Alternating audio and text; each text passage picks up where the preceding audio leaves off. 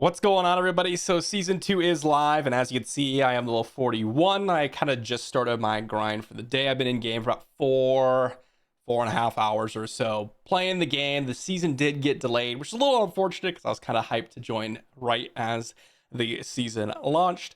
But I have a lot to talk about today. So one thing that we really didn't know when I was making the videos beforehand, and basically everyone covering the game beforehand, was how strong sort of the new event, the Blood Harvest, would be. And I have been doing a ton of it because I wanted to see really how does it compare to, as everyone's calling them right now, the dopamine tunnels, which I have done quite a bit as well. XP wise, resource wise, and where does it put you inside the game? And I'll say, as an early game to mid game activity, this is absolutely amazing, especially for more casual players out there. And I want to dive into that a little bit more. So behind me, you'll see a clip of me at level 14 doing this activity because you're able to do it as soon as you start the game. And I've did it at level 1, I did it at level 10, I did it at level 20, 30. Basically, these things are for about an hour long in certain places, and you're able to farm them as much as you want, and the resources you get from them and the acclaim, which we'll go over in just a moment, that you get for them carry over between each hour, which is really, really nice.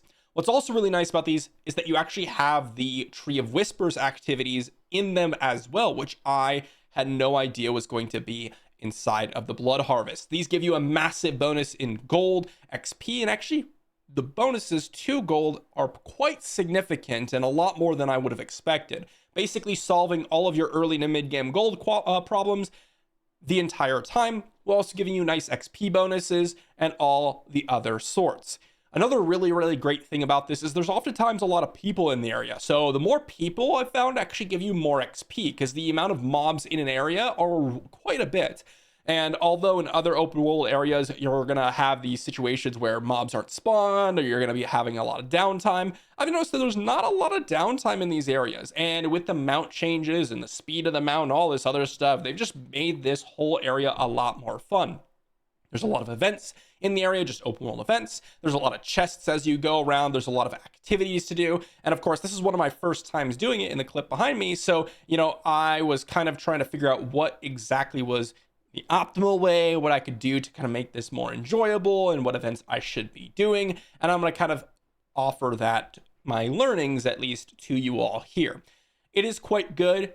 Is the XP as good as running the domain tunnels or Older's Cave or any of the dungeon spamming? No, it's not. It's going to be about, I want to say, like 60% as efficient if you are really, really running this hard. And that's a noticeable difference, right? But the big pros of this are gear, open world access, which means herbs, as well as various other access to other things in the game, meaning Tree of Whispers. So if you're looking for like sigils and stuff, you'll have additional ways to get sigils. If you're looking for specific target farming of like gear pieces, that might be increased because of the whispers. And the biggest thing is overall vampiric power progression. What you'll notice in my inventory, if I pull it up every once in a while here, is I'm actually getting these things called packs. And these things allow you to imprint certain powers or the ability to access certain powers on your armor, which you'll need a lot of them later on. You also get the all cleansing acid, I believe it's called, where you can actually remove packs from armor. You can modify these later on to only remove specific packs. So you can basically target whatever armor pieces that you want to get the packs that you need for your vampiric powers. This is incredibly important, especially in the early to mid game, as I said, because obviously the later on you get in the game, you're going to get the nightmare dungeons, and those are better to run overall because you'll get your glyph progression, you'll get gear, you'll get XP and all that other stuff. But in the beginning game, the potent blood you're getting, the packs you're getting, the ability to upgrade your vampiric powers is actually quite massive. And as far as I've seen, it doesn't really improve all that much as you get deeper and deeper into the game. So my recommendation is to do this really, really early if you can. And it's also just pretty fun. But let me dive into even more stuff and show you kind of the result of me farming these for, I want to say overall about an hour, hour and a half. So jumping into game here, you can see as I said earlier, I'm level 41. Opening up my Vampiric Powers tab, you'll notice I have basically every single one unlocked. Now, this is because I have so much potent blood from doing the blood harvest, which is one of the best ways, if not the best way, to actually just generally earn a ton. You'll also notice that I have a lot of more blood that I could use to upgrade them. You're going to be upgrading these, and you absolutely want to upgrade them, but make sure you upgrade the ones that are going to be specifically used for your build. Okay, you don't necessarily want to go ahead and upgrade some random ones. You kind of do want to make sure you're upgrading the ones that are desirable. Of course, there is some RNG to it, as you can see, so you're just going to need a ton of them, right? And because of the packs I've earned, which you can see from my inventory, I can basically apply these to any gear piece that I'm looking for, as long as they don't have a ton of a specific one, as far as I've seen, or are kind of maxed out, right? Like the boots have 3 here, the helmet has 3, you can't put any more on there, for example. As long as that doesn't happen, you can put them wherever you want. I also have the cleansing acid, so I can kind of remove the packs where I want. This just overall helped me develop kind of all of my vampiric powers and put me in a situation where I don't really have to choose going forward. Okay, I don't have much resources. I kind of have to pick and choose. I can't really just slap on any vampiric power. And I've noticed this is something that you really, as I said, want to do early on. And that's not all. There's also, which is really, really important, the whole Hunter's Acclaim tab.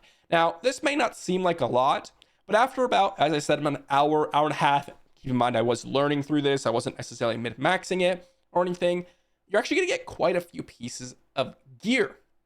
And eventually this gear is going to be legendary gear, and you're also going to get some of the random vampiric powers, which in this one in particular is actually very, very good. But overall, just a lot of valuable resources from the Hunter's Acclaim, which is just additional gear, additional value, and overall just additional progression for your early to mid game. This has been excellent, and I highly recommend you guys start on Blood Harvests very close to the season start, or whenever you decide to start your character. I know a lot of you have already started progressing, but if you're a more casual player, this is one of the best ways to do it. One other thing that I wanted to comment on before the video ends here is if you do decide to farm the Blood Harvests, my recommendation is to spend about 15 minutes per Blood Harvest. And what I mean by that is, as I said, these go for an hour and they rotate areas. For one, the best thing about rotating areas is that you can pick up different herbs from different areas, which is great in the early game when you are trying to craft certain elixirs, especially since the elixirs got buffed.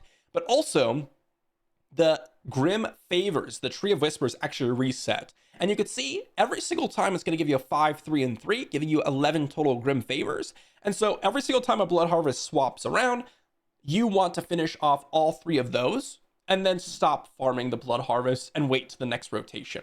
Obviously, you could farm more if you want, and you want to get some more potent blood or packs or whatever it is. That's totally fine.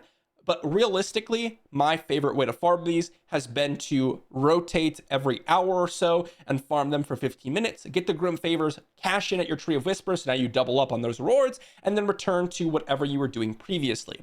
If you're just straight up looking for XP, yeah, stick to your domain tunnels and stick to your nightmare dungeons, perfectly fine. But if you want some more account progression, I highly recommend you check this out. I certainly have benefited from all the herbs, allowing me to upgrade my potion, of course, allowing me to progress the vampiric rites, and overall, it's provided me for a well-rounded account, and I definitely think this is the best path forward for more casual players to, people just want a solid account overall. Let me know how Season 2 has been treating you so far. Thanks for watching, and I'll see you all for the next one.